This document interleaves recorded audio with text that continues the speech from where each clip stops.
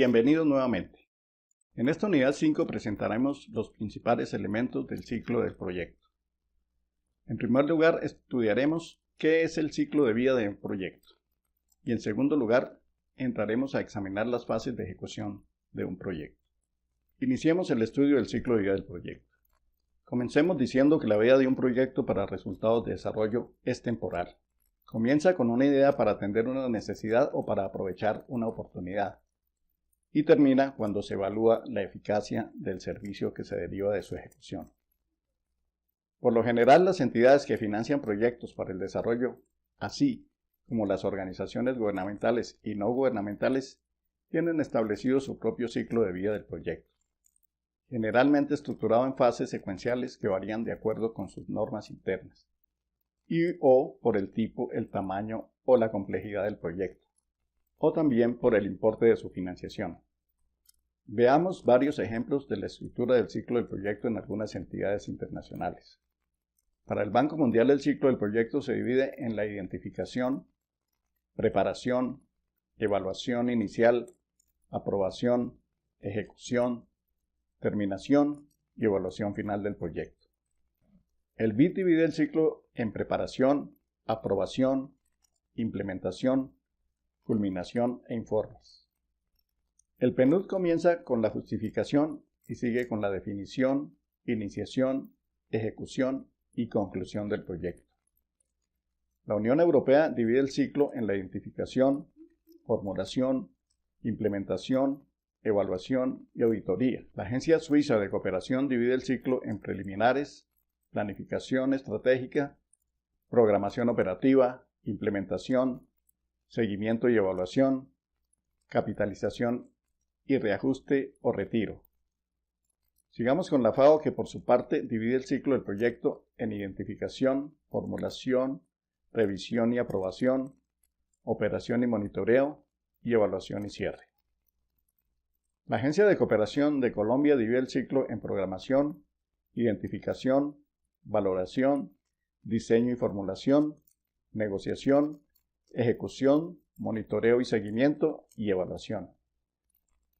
Finalmente, el gobierno de Nicaragua comienza el ciclo con la planificación municipal, seguido de la asignación de recursos de cofinanciamiento del proyecto, la formulación del proyecto, la prefactibilidad, la factibilidad y diseño, la evaluación ex ante, la contratación de obras, bienes y servicios, el seguimiento, monitoreo, supervisión y control social, la evaluación ex post y la operación y mantenimiento. Presentamos los ejemplos anteriores con el fin de hacer notar que existe una gran variedad de formas de dividir el trabajo del ciclo del proyecto. Sin embargo, no debemos perder la perspectiva de que todos estos enfoques van dirigidos a obtener un mismo resultado. Son formas internas de organizarse y no caminos distintos para obtener resultados diferentes. Lo cierto es que independientemente de la estructura del ciclo del proyecto que se aplique o del nombre que se le quiera asignar a cada paso o fase, el proyecto tiene una cadena de gestión secuencial que comienza con la idea inicial o la necesidad que lo motiva, hasta finalizar con la documentación y divulgación de las lecciones que se han aprendido con su ejecución. Se puede sintetizar el ciclo del proyecto en 4 macroprocesos de gestión, que son formulación o definición, aprobación, ejecución y evaluación ex post. Estos 4 macroprocesos de gestión por lo general son desarrollados por equipos de trabajo diferentes y se caracterizan porque, aunque se suceden en un orden lógico uno detrás de otro, no dejan de ser interdependientes en ningún momento e interactúan y se retroalimentan a lo largo de todo el proceso por medio del sistema de monitoreo y comunicaciones del proyecto.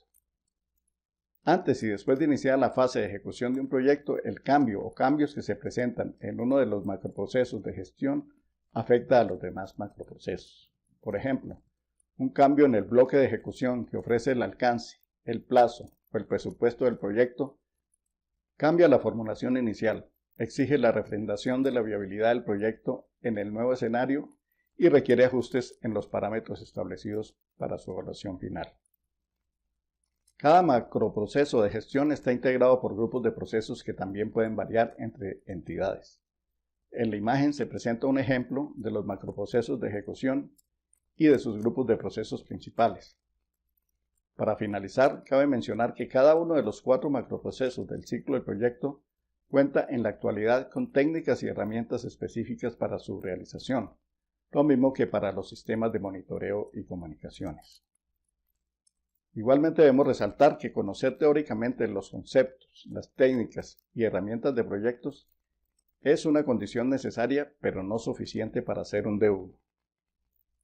Un D1 reconocido debe tener una experiencia certificada en la gestión de los 4 macroprocesos de la dirección de proyectos, así como en el diseño y aplicación de sistemas de monitoreo y comunicaciones. Pasemos al punto 2 de esta unidad, que se refiere a las fases de un proyecto. Comencemos por decir que las fases de un proyecto son las divisiones específicas de trabajo que se van a realizar en el proyecto. Son agrupaciones lógicas secuenciales particulares para cada proyecto o tipo de proyecto, en las que se divide todo el trabajo que se va a realizar desde el comienzo hasta su finalización. El D1 y su equipo determinan las fases en las que se ejecutará el proyecto, según su naturaleza y complejidad y de acuerdo con las especificaciones establecidas en el documento del proyecto. Las fases de los distintos tipos de proyectos son diferentes e inclusive pueden ser distintas en proyectos del mismo tipo en razón de su ubicación, tamaño, disponibilidad de recursos, del límite del tiempo o de otros factores. Por ejemplo, las fases de un proyecto de riego son diferentes a las fases de un proyecto de mejora de empleo. Un ejemplo de fases de un proyecto podría comenzar con la fase de compra del terreno, continuar con la fase de diseños, luego realizar el movimiento de tierras. Finalizada esta fase se procede a realizar las construcciones, luego se entra en la fase de capacitación de los usuarios, luego en este caso se establece el semillero y finalmente se entra en la fase de servicio y mantenimiento. Podemos notar evidentemente que las fases para el desarrollo de un proyecto para una aplicación informática serían totalmente diferentes. Para finalizar, agreguemos que en una estructura lógica de trabajo, toda fase o subfase de un proyecto debe culminar con la generación de un producto o subproducto, es decir, con un entregable intermedio que hará parte o contribuirá a la obtención del entregable final. Damos por terminada la presentación de la unidad 5, donde presentamos los principales elementos del ciclo del proyecto. Gracias por su atención, nos vemos en la siguiente unidad.